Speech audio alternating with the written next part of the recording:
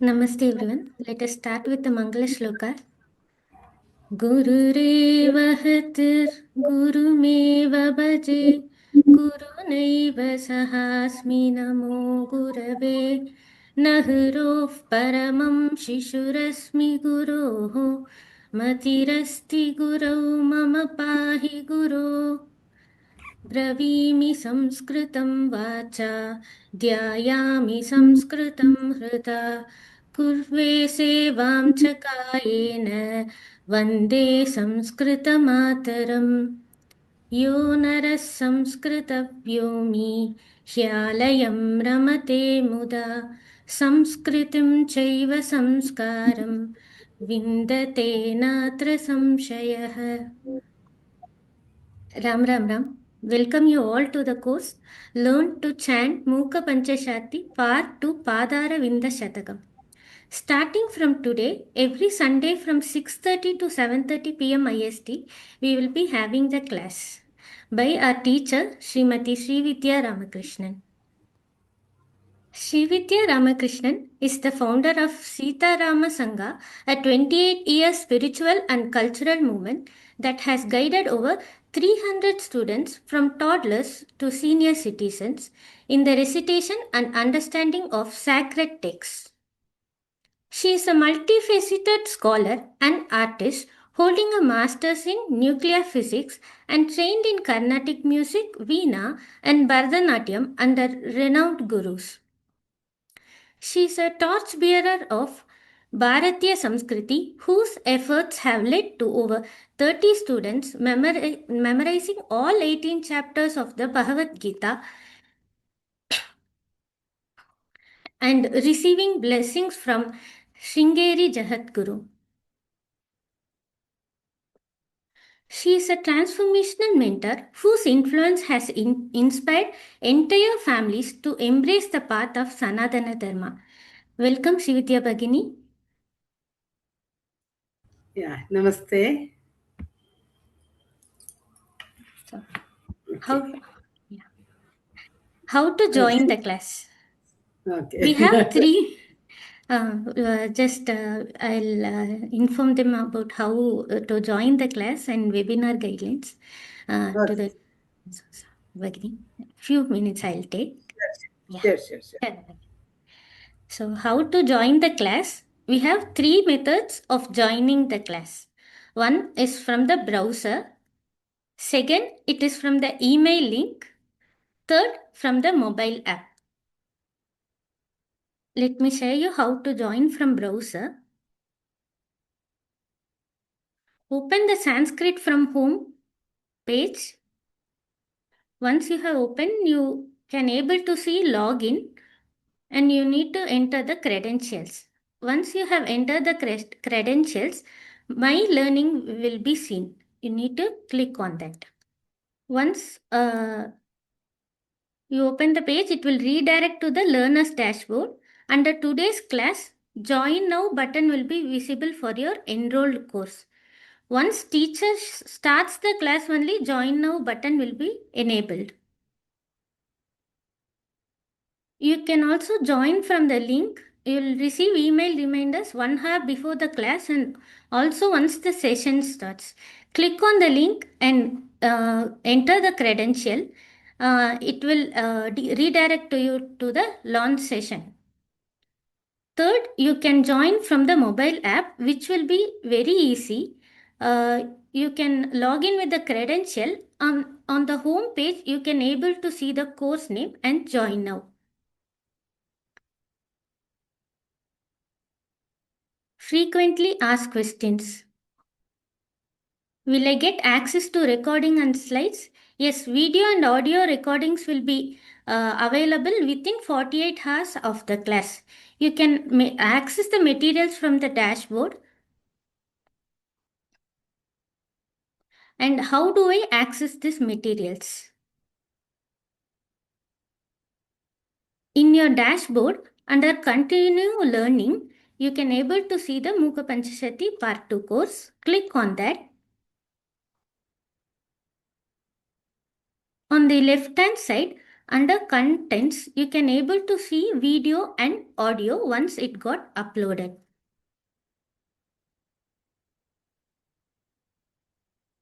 Is there a WhatsApp group for the course? Yes, we do have a WhatsApp group. You can scan this QR, and also we will be sharing the group link in Zoom webinar. Please follow the group guidelines. This group is meant purely to facilitate discussion and help learners in getting the best out of the course. Please don't forward any post unrelated to the course. Here are the webinar guidelines. You can join from PC or Android or iOS devices. You will be on the default mute as it is a Zoom webinar. You can click on raise hand or Q&A if you have any questions. Once teacher is ready to take up questions, she will unmute you and she will reply to the Q&A questions. And once your chanting is over, you can mute yourself. Use headphones for better audio clarity. Please download our Sanskrit From Home app, which is 100% ad free. You can take classes anywhere from any time. Install the app in both, you can install in both the version Android as well as iOS. We will share the link in that group chat. For any questions or doubts, you can email to sanskritfromhome@vyomalabs.in or call our customer seva at 94808 One important note, please close all the other tabs and apps before joining the class so you can avoid audio and video lags. Thank you all. Over to the teacher. Okay, ma. So, all the participants for the Padaravindashatakam, you are all clarified with the doubts, whatever you had in your mind, I suppose. Okay, we'll start with the Padaravindashatakam. Before that, uh, I just want to tell about Srividya Balakrishnan. I just want to test her the previous shatakam, Arya Shatakam, in front of all the participants who are participating, because the test giving students are very few, and memorization test. Okay, not the Paranam test. She gave full memorization test, and few others also gave. But the thing is, the way she is by heart and telling the shlokas, all of you can listen. I just want all of you to listen and enjoy it. That's it. So just for 5 minutes, we'll have the test now, memorization test with Srividya Balakrishnan for Arya Shatakam. Okay, we'll enjoy it. Then later we'll go to Padaravindashatakam. She is just 7 years old, and Bhagavat Kripa, she's having that memory power and grasping power. Everything is there. Okay, let God's grace be with her always. Okay, okay. Srividya, சொல்லமா? Yeah. Okay. Arya Shatakatla, first shloka. You start with the first shloka, then I'll ask you for the shloka. कारणपरचिद्रूपा काञ्चीपुरसीन्निकामपीठगता काचन विहरति करुणा काश्मीरस्तबककोमलाङ्गलता Okay. Wait a minute.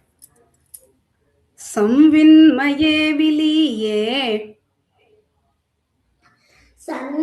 संविन्मये विलीये सारस्वतपुरुषकार साम्राज्ये Continue. मोदितमधुकरविशिखम् Continue. स्वामितसमुदायसारकोदण्डम् आदृतकाञ्चीखेलनम् आदिममारुण्यभेदमाकलये Okay. We'll on to 50th shloka.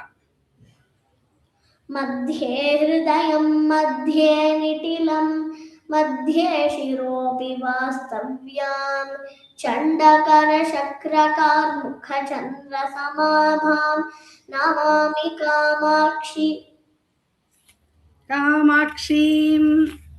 कामाक्षीम् Continue. अधिकाञ्चिके Continue. Continue. अधिकाञ्चिकेलिलोलैः अखिलागमयन्त्रतन्त्रमन्त्रमयैः अतिशीतं मम मानसम् असमशरद्रोहि जीवनोपायैः Okay. 67th shloka. अधिकाञ्चि वर्धमानाम् अतुलाङ्करवाणिपारणामक्ष्णोः आनन्दपाकभेदाम् अरुणिमपरिणामगर्वपल्लविताम् I'll just ask fourth pada. You can continue from that shloka. Okay. Pachelimankamapi parashivollasam. विद्ये विधातृविषये कात्यायनिकालिकान् कात्यायनिकालिकामकोटिकले Bharati Bhairavi भद्रे शाकिनि शाम्भवि शिवे स्तुवे भवतीम् Wait, this is the 78th shloka for the audience. I'm just telling. Okay.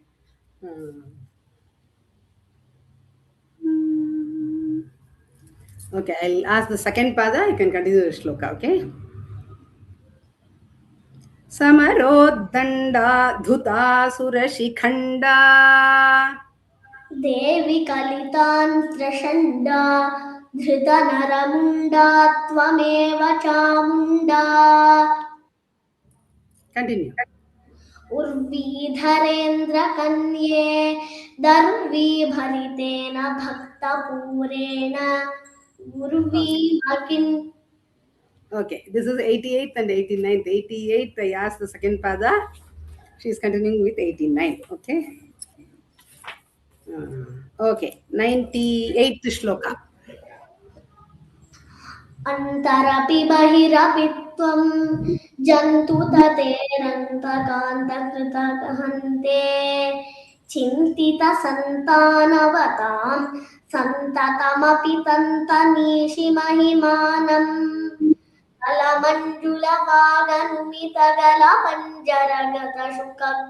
कलमञ्जुलवागनुमितगलपञ्जरगतशुकग्रहौत्कण्ठ्यात् अम्बरदनाम्बरन्ते बिम्बफ बिम्बफलं शम्बरारिणान्यस्तम् जय जय जगदम्ब शिवे जय जय कामाक्षि जय जयाद्रिसुते जय जय महेशदयिते जय जय चिद्गगनकौमुदीधारे आर्याशतकं भक्त्या पठतामार्या कृपा कटाक्षेण निस्सरति वदनकमलात् वाणी पीयूषधोरणी दिव्या Okay, good. Always you keep like this and tell the shlokas, okay? Huh? Okay. Anjali Baddhavagi, you have to tell, okay? That is the posture we have to maintain while telling shlokas. Good. So all of you have listened. I'm telling in she can speak Tamil also, but I am telling in English because all of you maybe from different parts of India and different parts of the world. So I am just telling in English. Okay. So she is a child who has by hearted also Bhagavad Gita. Everything is because of Bhagavad Kripa. So, if any wonder can happen because of God's grace. Okay, that we should understand. Uh, okay, we'll move on to the next shatakam. Before that, I just evening I read one small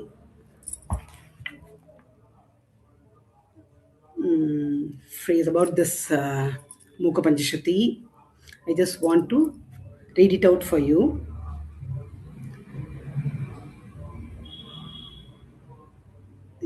Translation is also important. We should know the meaning that is also there, but the importance of the rhythm and the whatever the poetry that one person has written over here, the translation, although it is in detail everywhere and mostly a literal translation fails perhaps to bring out and do justice to the beauty of the original, where harmony of sound is half its poetry. In fact, no translation can succeed in reproducing the euphony of intonation, the lilt, the delicate music of Sanskrit, which make the verses haunt and or intrude upon our ear continually.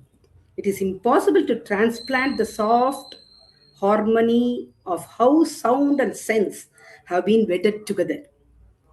There is no deliberate striving after effect by means of devices artificial in nature, for that would impair the freshness and beauty of the poem. There is repetition of words, phrases, and ideas which otherwise would have stupefied or bemused the readers, but here the abundance of repetition adds to the charm and majesty of poetry, as also that of the interest and amusement of the readers to experience joy and merriment. The poet's delicate ear of music and producing harmony of sound matches the delicacy of sense. This is what one person feeling about this poetry, and he has written like this as the introduction. Okay, so we'll go to the Padaravindashatakam, where Muka Kavi in each verse he expresses, he salutes Kamakshiyaha Pada. Hmm? Kamakshi's, and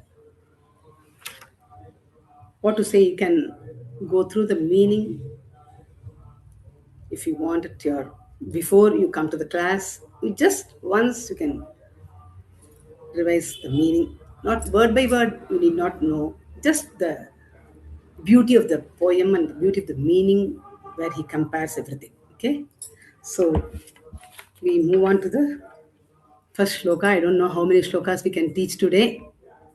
I'll call out one panelist to recite after me, then to repeat after me, then for recitation, I'll call out other panelists. That you all have to be ready panelists. I'm just informing you beforehand. Okay? Huh? Whoever has repeated, I won't ask them to recite. Another person, whoever is listening, you have to recite. Okay? I don't know whether we'll have question answer time today. I'll try to teach at least 4 shlokas today. Okay? Hmm. First, Dhyana Shlokam. Okay, Samgita, you can tell the Dhyana Shloka.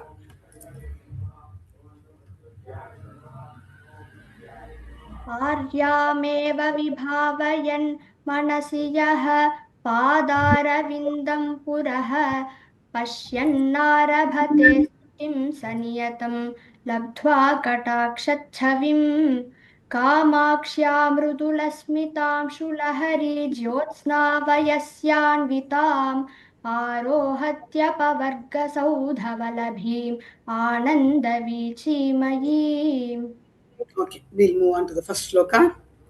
Okay, I'll ask Janani to repeat now. Okay, Samhita? Mahimnaha महिम्नः महिम्नः Panthanam पन्थानं पन्थानं Madana Paripanthi मदनपरिपन्थी मदनपरिपन्थी Pranayini प्रणयिनी प्रणयिनी Mahimnah Panthanam महिम्नः पन्थानं महिम्नः पन्थानं Madana Paripanthi Pranayini मदनपरिपन्थिः प्रणयिनी मदनपरिपन्थिः प्रणयिनी Paripanthi Pranayini परिपन्थिः प्रणयिनी परिपन्थिः प्रणयिनी Prabhurnirnetum प्रभुर्निर्णेतुं प्रभुर्निर्णेतुं Te ते ते Prabhurnirnetum Te प्रभुर्निर्णेतुं ते प्रभुर्निर्णेतुं ते Bhavati भवति भवति Yatamanopi यतमानोऽपि यतमानोऽपि Katamaha कतमः कतमः Bhavati Yatamanopi Katamaha भवति यतमानोऽपि कतमः भवति यतमानोऽपि कतमः Tathapi तथापि तथापि Sri Kanchi श्रीकाञ्ची श्रीकाञ्ची Vihti Rasike विहृतिरसिके विहृतिरसिके Kopi Manasaha कोऽपि मनसः कोऽपि मनसः तथापि श्रीकाञ्ची विहृतिरसिके तथापि श्रीकाञ्ची विहृतिरसिके तथापि श्रीकाञ्ची विहृतिरसिके कोऽपि मनसः कोऽपि मनसः कोऽपि मनसः विपाकः विपाकः विपाकः त्वत्पाद त्वत्पाद त्वत्पाद स्तुतिविधिषु स्तुतिविधिषु स्तुतिविधिषु जल्पाकयति जल्पाकयति जल्पाकयति माम् मां मां विपाकस्त्वत्पादस्तुतिविधिषु विपाकस्त्वत्पादस्तुतिविधिषु विपाकस्त्वत्पादस्तुतिविधिषु जल्पाकयति माम् जल्पाकयति मां जल्पाकयति माम् Okay, Samhita, you can repeat now, full line.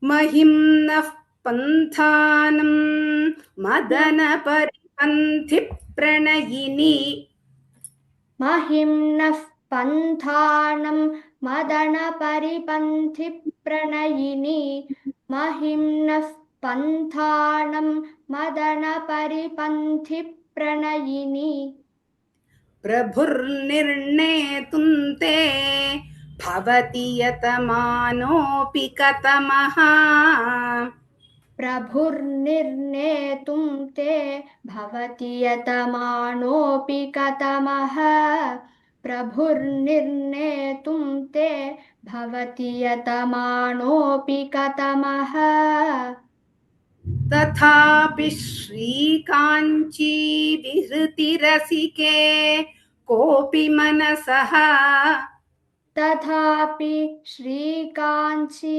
विहृतिरसिके कोऽपि मनसः तथापि श्रीकाञ्ची विहृतिरसिके कोऽपि मनसः तथापि श्रीकाञ्ची அப்படி சொல்லணும் சொல்லு இன்னொரு வாட்டி तथापि श्रीकाञ्ची विहृतिरसिके कोऽपि मनसः तथापि श्रीकाञ्ची विहृतिरसिके कोऽपि मनसः विपाकस्त्वत्पादस्तुतिविधिषु जल्पाकयति माम् विपाकस्त्वत्पादस्तुतिविधिषु जल्पाकयति माम् विपाकस्त्वत्पादस्तुतिविधिषु जल्पाकयति माम् Okay, Srividya, you can recite the full shloka.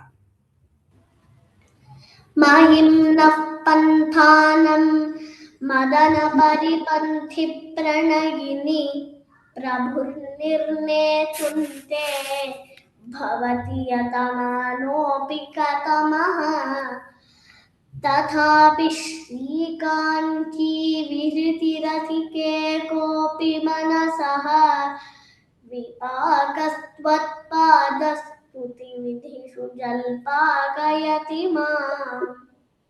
Very good. Okay, you can repeat the next shloka, Srividya. Next line. Galagrahi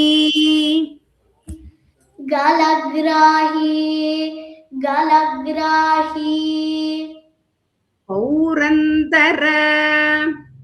Paurandara पौरन्दर Puravani पुरवनी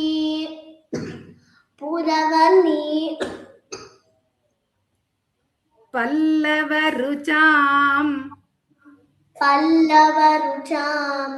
पल्लवरुचाम् Galagrahi Paurandara Puravani Pallavarucham गलग्राही पौरन्दर पुरवनी पल्लवरुचाम् गलग्राही पौरन्दर पुरवनी पल्लवरुचाम् धृतप्राथम्यानाम्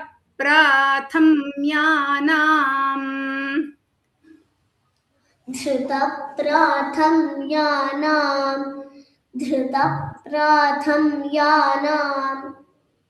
अरुणमहसाम्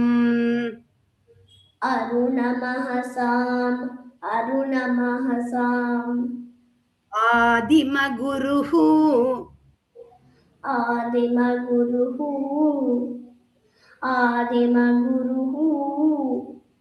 अरुणमहसामादिमगुरुः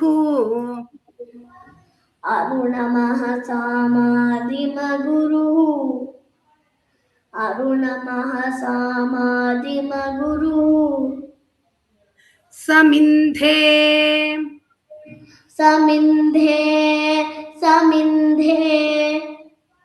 बन्धूकस्तबक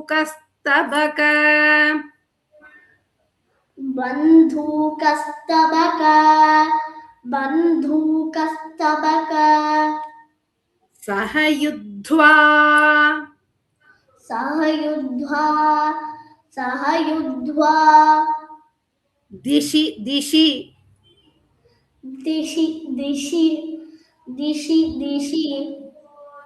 समिन्धे बन्धूकस्तबक सहयुध्वा दिशि समिन्धे बन्धूकस्तबकसह युद्ध्वा दिशि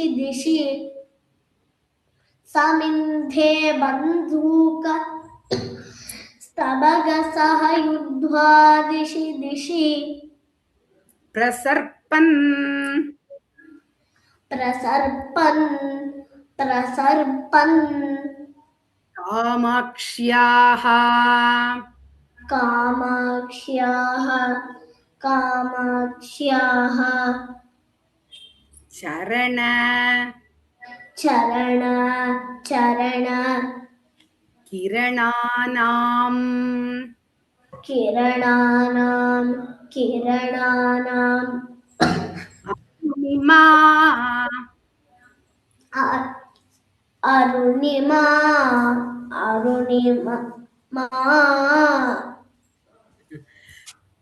Okay, enough of repeating. Okay, we'll move on to Bharati Gopal. You can repeat the full line now.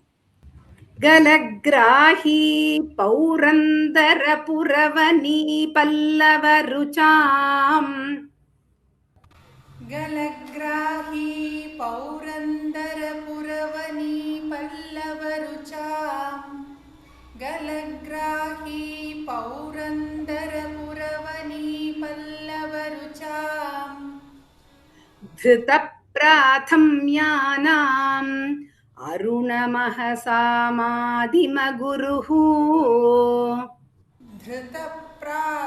धृतप्राथम्यानाम् अरुणमहसामादिमगुरुः धृतप्राथम्यानाम् अरुणमहसामादिमगुरुः समिन्धे बन्धूकस्तबकसह युद्ध्वा दिशि दिशि समिन्धे बन्धूकस्तबकसह युद्ध्वा दिशि दिशि समिन्धे बन्धूकस्तबकसह युद्ध्वा दिशि दिशि प्रसर्पन् कामाक्ष्याः चरणकिरणानामरुणिमा प्रसर्पन् कामाक्ष्याः चरणकिरणानामरुणिमा प्रसर्पन् कामाक्ष्याः चरणकिरणानामरुणिमा. You can repeat the full shloka, recite the shloka. गलग्राही पौरन्दरपुरवनी पल्लवरुचाम् धृत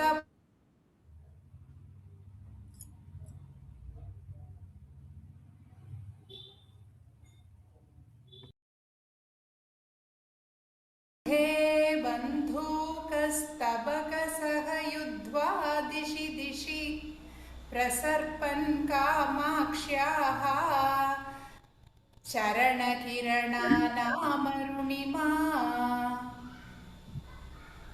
Okay, next shloka, we will move on to the next shloka that can be repeated by Mahati. Maralinam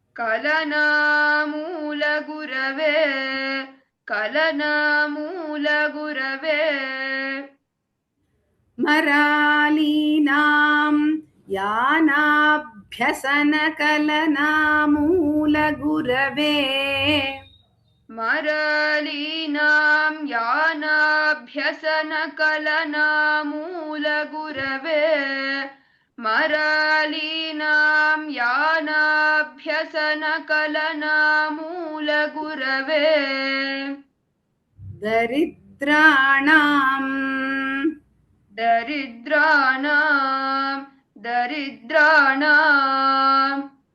ತ್ರಾಣ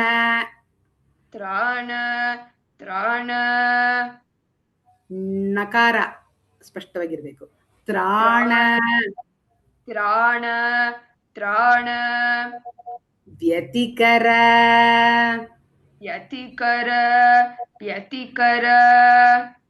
ಸುರೋದ್ಧಾರ सुरोद्यान सुरोद्यान तरवे तरवे तरवे त्राणव्यतिकरसुरोद्यानतरवे त्राणव्यतिकरसुरोद्यानतरवे त्राणव्यतिकरसुरोद्यानतरवे तमस्काण्ड तमस्काण्ड तमस्काण्ड प्रौढी प्रौढी प्रौढी प्रकटन प्रकटन प्रकटन तिरस्कार तिरस्कार तिरस्कार पटवे पटवे पटवे तमस्काण्ड प्रौढि प्रकटन तिरस्कार पटवे तमस्काण्ड प्रौढि प्रकटन तिरस्कार पटवे तमस्काण्ड प्रौढि प्रकटन तिरस्कार पटवे जनोऽयम् जनोऽयम्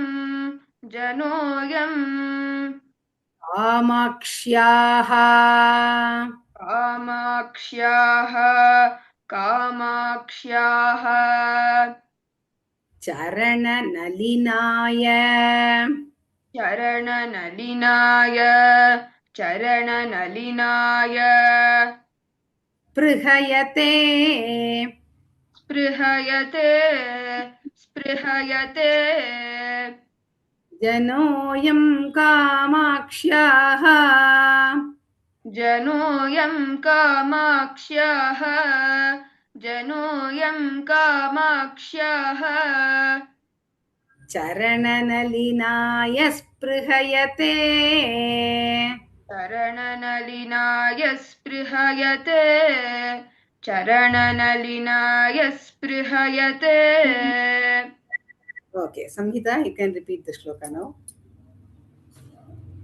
मरालीनां यानाभ्यसनकलनामूलगुरवे मरालीनां यानाभ्यसनकलनामूलगुरवे मरालीनां यानाभ्यसनकलनामूलगुरवे दरिद्राणां त्राणव्यतिकरसुरोद्यानतरवे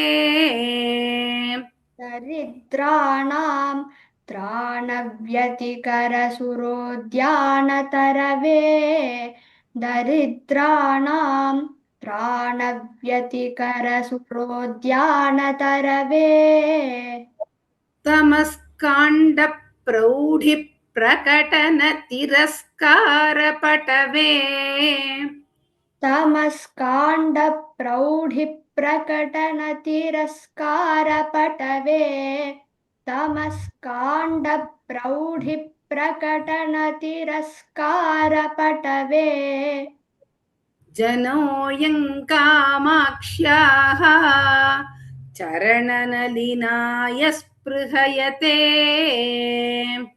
जनोऽयं कामाक्ष्याः चरणनलिनाय स्पृहयते जनोऽयं कामाक्ष्याः चरणनलिनाय स्पृहयते Janoyang Kamakshaha. You just, we are not giving any stop over there. That's why. Okay. Recite the shloka, full shloka. मरालीनां यानाभ्यसनकलनामूलगुरवे दरिद्राणां त्राणव्यतिकरसुरोद्यानतरवे तमस्काण्डप्रौढिप्रकटनतिरस्कारपटवे जनोऽयं कामाक्ष्याः चरणनलिनाय स्पृहयते Okay. I will move on to fourth shloka. Vahanti sainduriim वहन्ति सैन्दूरीं वहन्ति सैन्दूरीं saranimavana सरणिमवन सरणिमवन Marapuri. Avanamra. Saranimavamra. Repeat. Saranimavamra. Saranimavamra. सरणिमवनम्रा सरणिमवनम्रा Amarapuri. Amarpuri Amarpuri Saranimavamra. Amarapuri. सरणिमवनम्रा Amarpuri सरणिमवनम्रा Amarpuri Purandri. पुरन्ध्री पुरन्ध्री Simante. सीमन्ते सीमन्ते Purandri Simante. पुरन्ध्री सीमन्ते पुरन्ध्री सीमन्ते Kavi Kamala. कविकमल कविकमल Balarka. Balark Balark Sushama. सुषमा सुषमा Kavi Kamala Balarka Sushama. कविकमल Balark सुषमा कविकमल बालार्क सुषमा Trayi. त्रयी त्रयी Simantinyaha. सीमन्तिन्याः सीमन्तिन्याः Sanatata. स्तनतट स्तनतट Repeat. स्तनतट Nicholarunapati.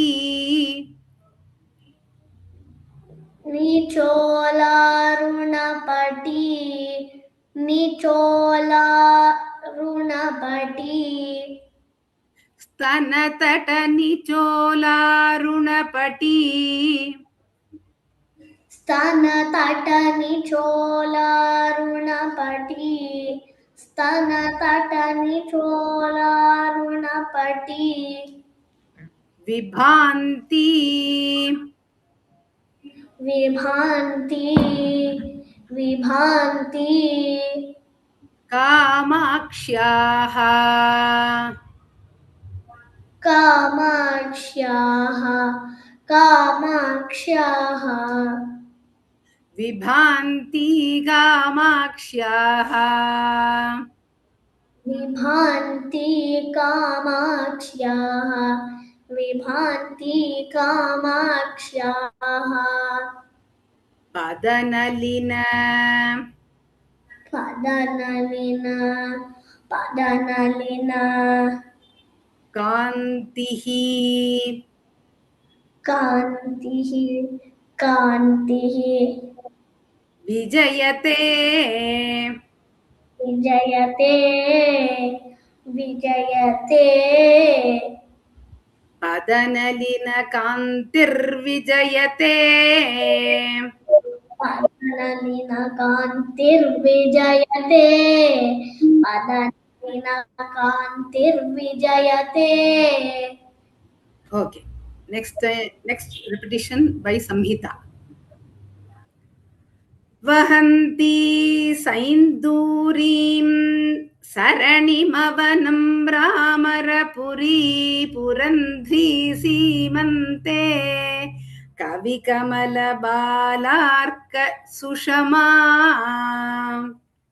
वहन्ती सैन्दूरीं सरणिमवनं रामरपुरी पुरन्ध्री सीमन्ते कविकमलबालार्कसुषमा वहन्ती सैन्दूरीं सरणिमवनं रामरपुरी पुरन्ध्री सीमन्ते कविकमलबालार्कसुषमा त्रयी सीमन्तिन्याः स्तनतटनिचोलारुणपटी त्रयी सीमन्तिन्याः स्तनतटनिचोलारुणपटी त्रयी सीमन्तिन्याः स्तनतटनिचोलारुणपटी विभान्ति कामाक्ष्याः पदनलिनकान्तिर्विजयते विभान्ति कामाक्ष्याः पदनलिनकान्तिर्विजयते विभान्ति कामाक्ष्याः पदनलिनकान्तिर्विजयते Recite the shloka, full shloka. वहन्ति सैन्दूरीं सरणिमवनं रामरपुरी पुरन्ध्री सीमन्ते कविकमलबालार्कसुषमा त्रयी सीमन्तिन्याः स्तनतटनिचोलारुणपटी विभान्ति कामाक्ष्याः पदनलिनकान्तिर्विजयते. Okay, repeat the same shloka, Bharati.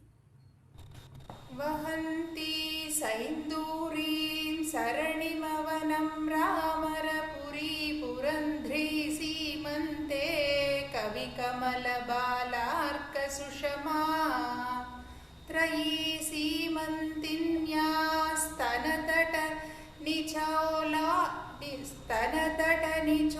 स्तनतटनिचोलारुणपटी विभान्ति कामाक्ष्याः पदनलिनकान्तिर्विजयते. The pada can be joined, but for Shall I join?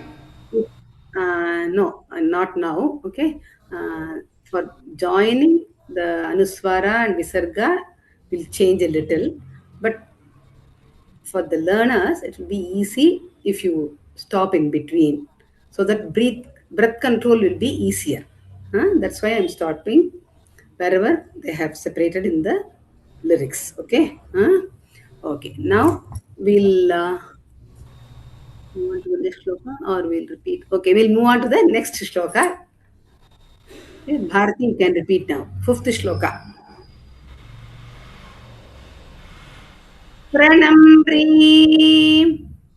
प्रणम्री प्रणम्री Bhutasya भूतस्य भूतस्य Pranamri Bhutasya प्रणम्री भूतस्य प्रणम्री भूतस्य.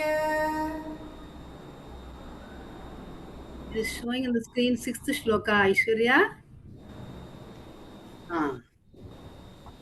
Pranaya Kalaha प्रणयकलह प्रणयकलह Trasta Manasaha त्रस्तमनसः प्रणयकलहत्रस्तमनसः प्रणयकलहत्रस्तमनसः प्रणयकलहत्रस्तमनसः प्रणयकलहत्रस्तमनसः स्मरारातेः स्मरारातेः स्मरारातेः चूडावियति चूडावियति चूडावियति गृहमेधी गृहमेधी गृहमेधी हिमकरः हिमकरः हिमकरः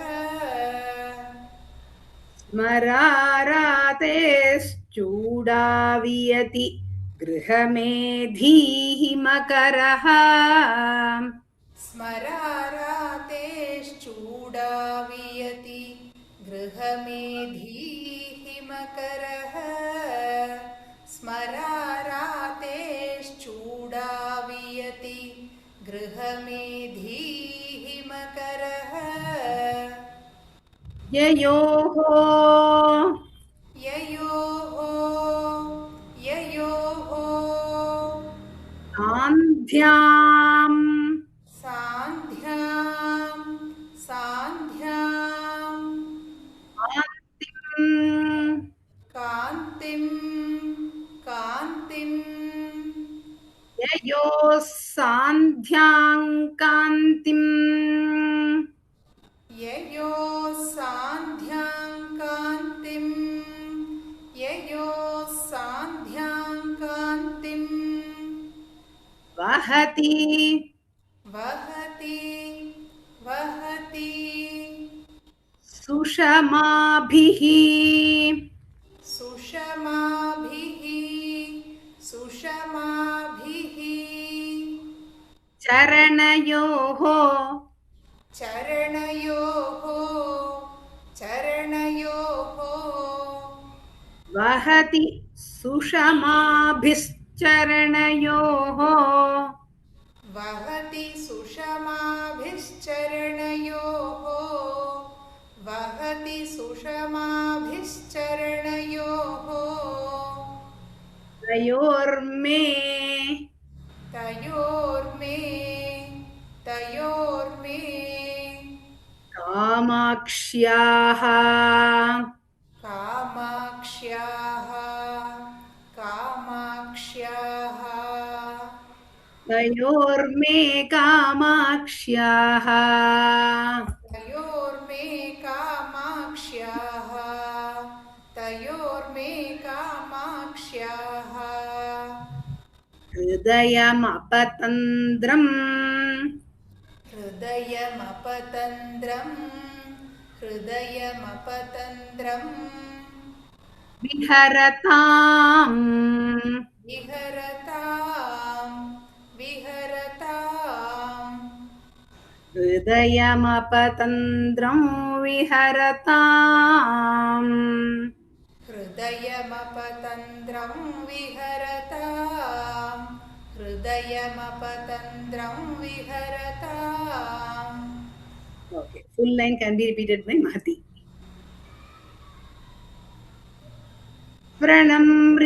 प्रणम्रीभूतस्य प्रणयकलहत्रस्तमनसः प्रणम्रीभूतस्य प्रणयकलहत्रस्तमनसः प्रणम्रीभूतस्य प्रणयकलहत्रस्तमनसः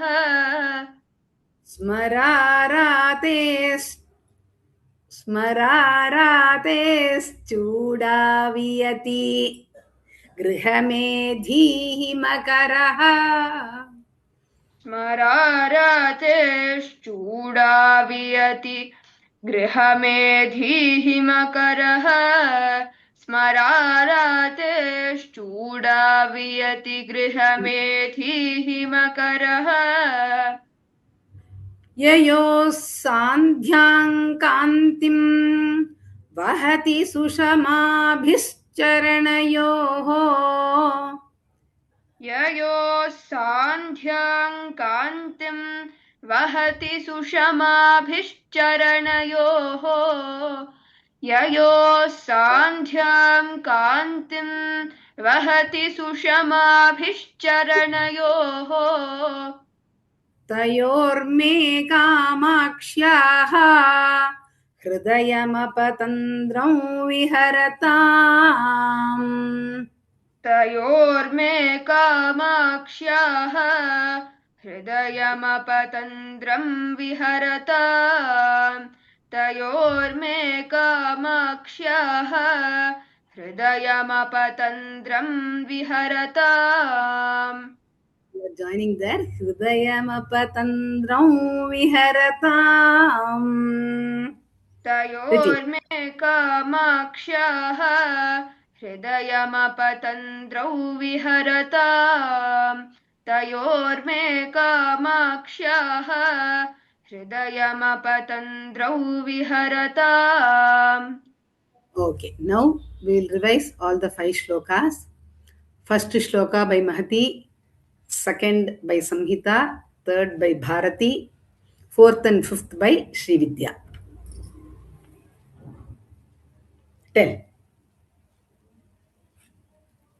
महिम्नः पन्थानं मदनपरिपन्थि प्रणयिनि प्रभुर्निर्णेतुं ते भवति यतमानोऽपि कतमः तथापि श्रीकाञ्ची विहृतिरसिके कोऽपि मनसः विपाकस्त्वत्पादस्तुतिविधिषु जल्पाकयति माम्.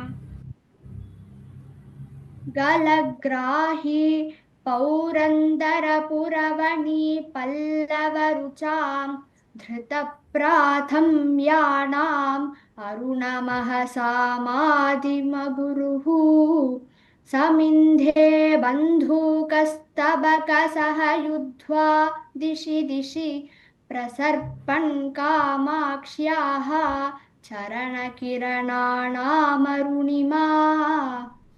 Good. मरालीनायानाभ्यसनकलना सनकलनामूलगुरवे Repeat. मरालीनां यानाभ्यसनकलना सनकलनामूलगुरवे You just stop and tell again. मरालीनां यानाभ्यसनकलनामूलगुरवे दरिद्राणां त्राणं व्यतिकरसुरोद्यानतरवे तमस्काण्डप्रौढिप्रकटनतिरस्कारपटवे जनोऽयं कामाक्ष्याः चरणनलिनाय स्पृहयते. Invariably, you will find Kamakshaha in most of the shlokas. Kamakshaha pada, Kamakshaha hridaya. Like that. Okay. Srividya, fourth shloka. If you are fine with your throat, you can continue with the fifth shloka. Otherwise, I'll ask somebody else. Okay? Tell. Okay. वहन्तीं सैन्दूरीं सरणिमवनं रामरपुरी पुरन्ध्री सीमन्ते कविकमलबालार्कसुषमा त्रयी सीमन्तिन्याः स्तनतटनिचोलारुणपटी विभान्ति कामाक्ष्याः पदनलिनकान्तिर्विजयते. Continue. Fifth shloka.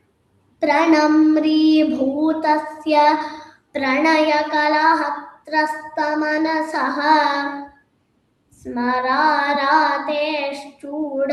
वियति गृहमेधीः मकरः ययोः सान्ध्यां कान्तिं वहति सुषमाभिश्चरणयोः तयोर्मे कामाक्ष्याः हृदयमपतन्द्रं विहरताम्. Okay, good. So, we'll meet in the next class. I think in every class, while finishing, I'll tell Anjaneya Shloka Buddhir Balam and we'll finish off. Okay? Starting the Dhyana Shloka and the ending, I'll tell that Anjaneya Shloka and we'll finish off the today's shloka. Every class, I'll be telling this. Okay? बुद्धिर्बलं यशोधैर्यं निर्भयत्वमरोगता अजाड्यं वाक्पटुत्वं च हनूमत्स्मरणात् भवेत्. राम राम राम सर्वेभ्यः पुनर्मिलामः.